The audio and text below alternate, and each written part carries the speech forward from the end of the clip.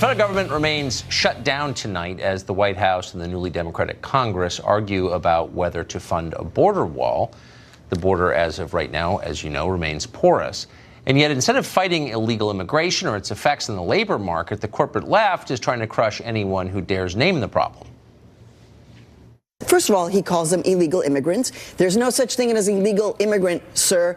No illegal human being in the planet. Someone put the camera on Maria because he's just talking directly to the camera. She's saying to somebody. General Kelly, there is no such thing as an illegal human being. How many times do we have to say this? Get your grammar correct, okay? What you're watching is the Praetorian Guard for the ruling class. Meanwhile, Facebook, speaking of, has been warning users not to refer to suspected California cop killer Gustavo Perez Arriaga as, quote, an illegal immigrant, though, of course, that's exactly what he is. The company says using the term is a form of hate speech. Elvira Salazar is a former Florida congressional candidate, and she joins us tonight. Thanks so much for coming on.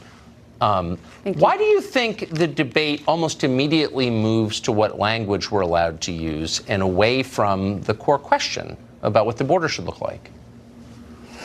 Well, because I think what both parties, or specifically the Democrats, are trying to do is just divert the attention. And I would like to tell you is that I don't care how they are called. Our care is how they're treated.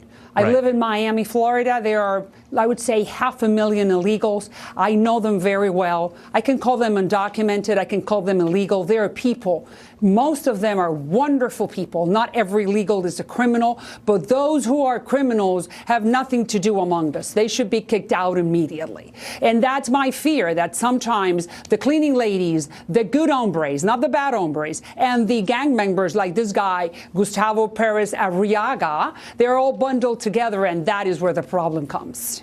Who gets to decide who gets to stay and who has to leave? Like, who gets to decide which laws get to be ignored? Does the public have a role in that?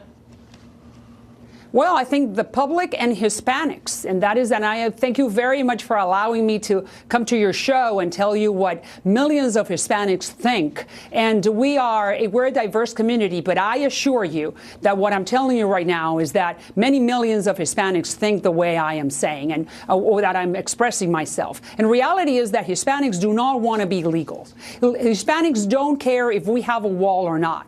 We can have a wall, which is what we have the shutdown right now, with very big gates, because illegals do not want to be illegals. Who wants to have that stigma? Who wants to raise your kids in darkness? What illegals want is to have a piece of paper, not citizenship, legality. Legality that would allow them to buy homes, pay taxes, raise their kids, be able to go back home, and then come back if they're needed. Well, and it sounds that like is a pretty what good deal. Why wouldn't they want that? But I mean, I guess what I'm saying is, what about everyone else? What about the American citizens who already live here of all races?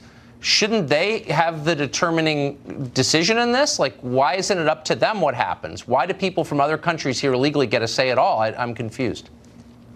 Well, you mean, I think that's why we have a government, and that's why the country elected President Trump, whom I think is not a racist, whom I think has dared to do what other presidents, Republicans and Democrats, did not dare in the last 30 years, to say enough is enough. Let's do something, whether it's a wall or steel slats, right? That's the new word, or drones or satellites or more border patrol. And that is fine. Because I repeat, we do not want to come in illegally. We want to come in legally and do the jobs that the marketplace requires, which is that's why I'm saying. And those who are here and have been here for more than, let's say, 15 years, and that is 7.7 million people out of the 11, I believe just because we are a very benevolent country, should give them some type of legality so they can continue doing the job that they have been doing for the last 14 years. Can I ask you one quick question? If they do not have a criminal record, yes.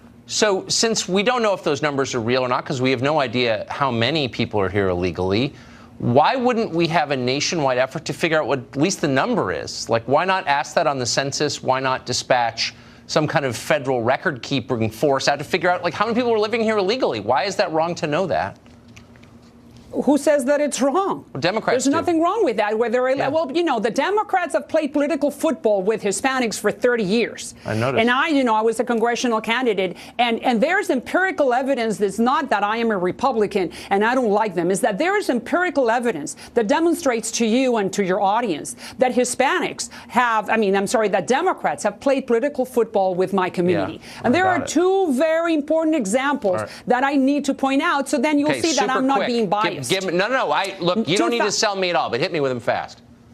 2009, President Obama said to Spanish television, I worked there for 35 years, that in the first year of his presidency, he was going to give us an immigration reform law. He invested that political capital in Obamacare. First lie. Second lie, 1996, President Clinton signed one of the strictest immigration laws on paper today. Huh. All right. Interesting. Elvira, thanks very much. Appreciate it. Thanks.